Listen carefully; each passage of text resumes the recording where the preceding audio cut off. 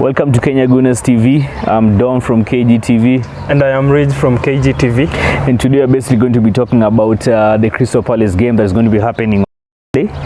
So, and probably also going to be looking at the squad, and then also going to be talking about the game that happened at the Emirates, with the Lisbon, and the firing of Vieira. Yeah, the sacking of Vieira from Crystal Palace. Yeah. So tell me, man, what do you think about Vieira sacking? I mean, do you think it was quite an unfair sacking, or do you think it was justified sacking?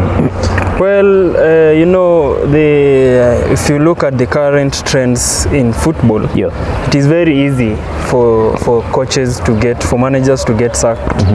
It has been quite rampant, and I think right now it is one of the most volatile, I can say volatile quote unquote jobs to have. You know, we have seen like 5 or like more than 5 coaches go this season. There's Lampard.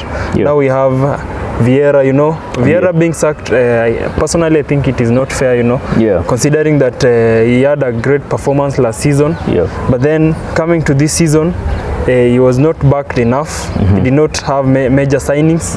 The loss of Conor Gallagher, who was on loan from Chelsea to Crystal Palace last season, who returned to Chelsea this season, was a huge blow to him, you know, because in that position where Gallagher used to play the creative mid, they have not had that player. They have not had the spark. You know, they have been playing with the when he came to Crystal Palace, you know, they had an old squad, but then Vieira tried to turn things around. He got some academy players, you know.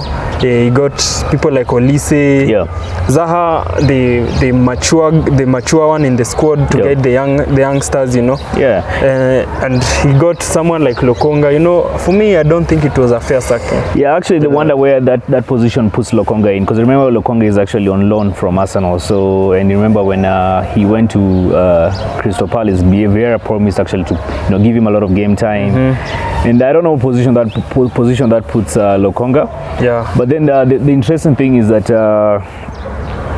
looking at it from this perspective, we have Crystal Palace on Sunday, and it's not going to be an easy game. Definitely. Because remember, there's a manager's bounce. There's a manager's bounce, number one, and then you see it's going to be very hard for Arteta to analyze, because you don't have no idea how the new manager is. The new manager is going hard to it's hard, strategize. It's quite hard to predict.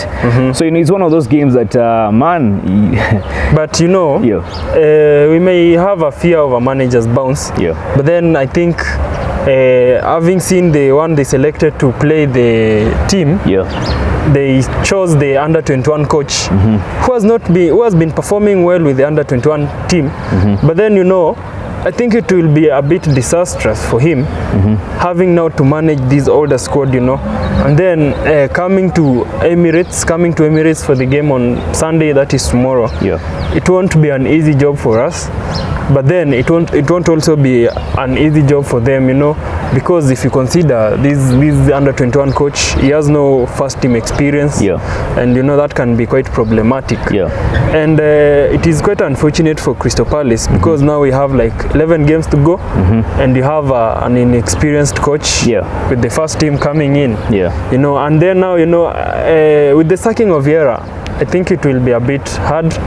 They will not give us an easy game, but then again, if you think about it, it can end up to be an easy game. It is a free way for us. It's quite a free way if you look at it from that perspective, but if you look at it, looking at it from this angle, most of the games that we actually hosting these games at the Emirates, right? And we've had quite a poor run by the Emirates of late. To the point I'm not really confident by in fact, I'm actually glad, but Newcastle will have Newcastle away. We actually have Liverpool away. And okay, though Anfield is quite a tough place to be in. But of late, man, our run at the Emirates has been very, very poor. I mean, look at it from the game that we had on Thursday. Losing at home.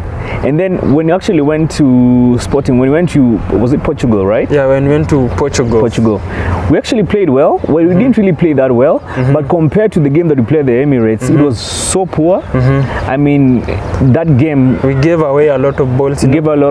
I mean, it's like we really didn't take this game seriously. Yeah, that's true. And looking at, I think Arteta made a mistake, and that's a mistake that he should not make this Sunday, because we need to win the Premier League. Man, that is the only thing we have to That should be the focus right now, because I mean, we have 11 finals to go, as exactly. you say. 11, as Odiga said. Yeah. Right now we actually have 11 finals now. Each and every game needs to be treated as a final. And these guys basically need to get that together, because Europa League is out of the way. Yeah. Okay. So it's more like a blessing in disguise. Yeah, a blessing in disguise to now focus fully on Premier League. Yeah. And that's the end game. We need to win the end game. I mean, look at it like this. Yeah. We have 11 games. Our main competitor for the PL is Man City. Yeah. Man City have Bayern for the Champions League quarterfinals. You know, Bayern are a very tough team to play with, to play against. They'll be going to Allianz Arena, and then they will also play at the Etihad, you know. And Bayern, they have experience of winning the Champions League. Yeah. They've been on a good form of game. Yeah. Good run in the Champions League.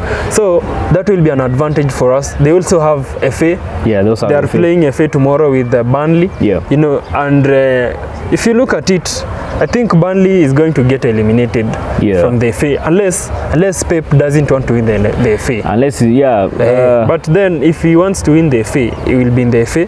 He will have the Champions League, and he'll have the PL, Premier League as well. And then Man City has been struggling with positions since Cancelo went to Bayern. They have not had a left back player, which is a big blow to them. They also do not have.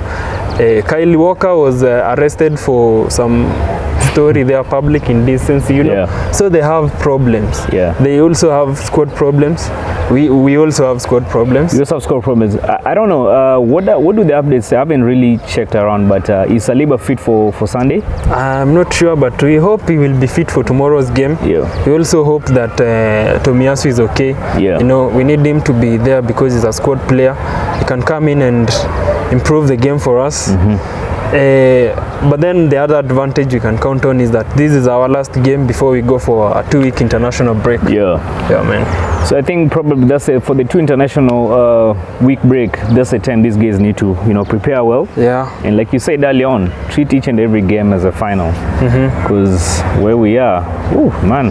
Yeah, we have 11 all games those on our favor, which are not easy. Yeah, they're not easy. Neither they had. But we need to be quite consistent. So now let's go to the squad. I mean, what do you think for the Crystal Palace game? Let's go to the back 3. In being we're not sure if Saliba is going to be in or not, who do you think is going to play in Saliba's position? Well, I will want to stay optimistic about Saliba. So I don't want to eliminate Saliba being in the squad. But then, in case he is not there, I think Rob Holding will play there. So I think we'll retain the squad we had versus Fulham.